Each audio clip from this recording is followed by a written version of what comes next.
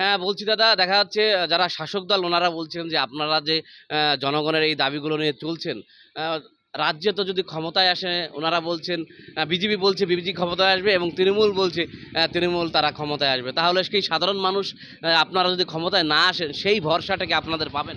বলছি দাদা। দেখেন, ক্ষমতায় কেউ না কেউ আসছে, কিন্তু এর আগে বামফ্রন্ট ছিল। বামফ্রন্ট এসে শিক্ষা শিক্ষা প্রাইমারি স্থল থেকে ইংরেজি তুলে দিল এবং পাস ফেল প্রথা তুলে দিল, তাকে কার্যকারিতা করলো তৃণমূল কংগ্রেস। আবার ওরা কোনো সময় চায় না যেই সরকারই আসুক, কিন্তু সরকারের জনগণের কোনো সমস্যার কোনো সমাধান করবে না। তারপরে এই যে এসআইআর করে আজকে বিজেপি দোষ দিচ্ছে, তৃণমূলের দোষ দিচ্ছে বিজেপির। কিন্তু বাস্তবে জনগণকে যে এসআইআরের নাম করে হাজার হাজার মানুষের ভোট কেটে দেওয়া হলো এবং মানুষকে হয়রানি করাচ্ছে, মানুষকে দুশ্চিন্তার মধ্যে দিয়ে আজকে বিএলও সহ অনেক লোক মারা গেল। এটা কেউ দায় নিচ্ছে না। এখন আমরা দাবি তুলেছিলাম যে যতক্ষণ পর্যন্ত ভোটার লিস্ট না ঠিক হবে ততক্ষণ পর্যন্ত ভোট ঘোষণা করা যাবে না, কিন্তু তারা কেউ শুনলো না। তারা জবরদস্তি বা ওনার হাতে সব আইন কানুন থাকার কারণে তারা ভোট ঘোষণা করে দিল। কিন্তু আমরা এখন পর্যন্ত আমরা আন্দোলন চালিয়ে যাচ্ছি যে জনগণের কিন্তু এই হয়রানির হাত থেকে মুক্ত করতে হবে। এই আন্দোলন কিন্তু আমরা করছি।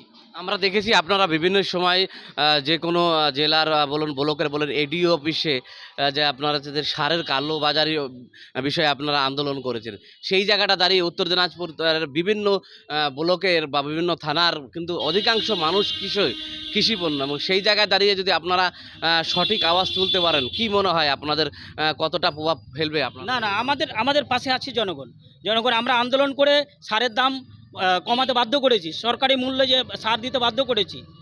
আমরা এডিও অফিসকে ঘেরাও করে, আমরা বিভিন্ন ডিলারদের, ডিস্ট্রিবিউটারদের ঘেরাও করে আমরা সরকারি ন্যায্য মূল্যে আমরা কৃষকদের ফসলের সারের দাম নিতে বাধ্য করেছি এবং কৃষক আমাদের পাশে আছে, এই আশ্বাস আমাদেরকে দিয়েছে। শাসক দল যারা আপনাদের, যারা বামপন্থী মতাদর্শে বিশ্বাসী রয়েছেন যারা, এবং তাদের মানে বিভিন্ন যারা কংগ্রেস বলুন, তাদের ভোট কাটা রাজনৈতিক দল বলে, এখন কি বলবেন দাদা? দেখেন, ভোট কাটা এখন হয়ে গেছে।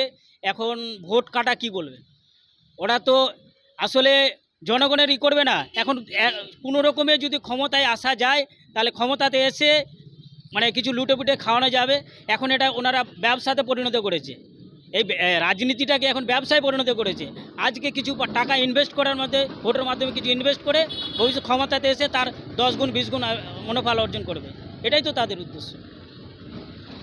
আজকে বিজেপির সভা রয়েছে, বিজেপির যিনি মতুয়া সম্প্রদায়ের একজন ভালো নেতা শান্তনু ঠাকুর চাকুলিয়া বিধানসভায় আসছেন, কি বলবেন দাদা? কতটা কি মনে হচ্ছে আপনার, কতটা বিজেপির তার কোনো বক্তব্য নেই। বিজেপির যেই আসুক, যত বড়ই নেতা আসুক, বিজেপির একমাত্র ধর্মের রাজনীতি ছাড়া ওনাকে যদি বলেন যে রাস্তাটা কী হবে, আমার স্কুলটা কী হবে, আরে ওগুলো বাদ দাও, তুমি হিন্দু কি না? আগে খালি ধর্মের কথা বলবে, অন্য কোনো কথা তো ওদের বক্তব্য নেই। আপনি স্কুলের কথা বলুন, স্বাস্থ্যের কথা বলুন, রাস্তার কথা বলেন, চাষিদের সমস্যার কথা বলুন, ওদের কোনো উত্তর নেই। ওরা শুধু ধর্মের কথা বলে, আর কি বলুন। ওনাদের যে ম্যানিফেস্টো ছিল, তার মধ্যে বিজেপির যা ম্যানিফেস্টো, তার মধ্যে ওনারা বছরে 1 কোটি চাকরি দেওয়ার প্রতিশ্রুতি দিয়েছে, কি বলবেন দাদা? এটা তো সবই তো জানেন আপনারা, আপনাদের বলার কি আছে? এগুলো তো সব মিথ্যা প্রতিশ্রুতি।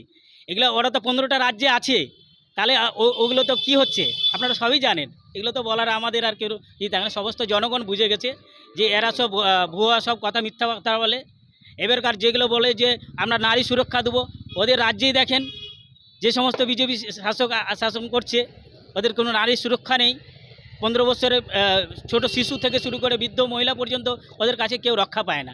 এমনকি ওদের এমএলএ এমপি যে মেন নেতা, তাদের কাছে তো সুরক্ষিত নেই, তো সাধারণ মানুষের কাছে কী করে হবে? 23 তারিখ ভোট রয়েছেন, কি বার্তা দেবেন দাদা চাকুলিয়াবাসীকে?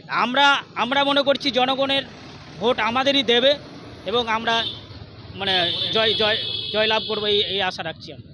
ধন্যবাদ দাদা।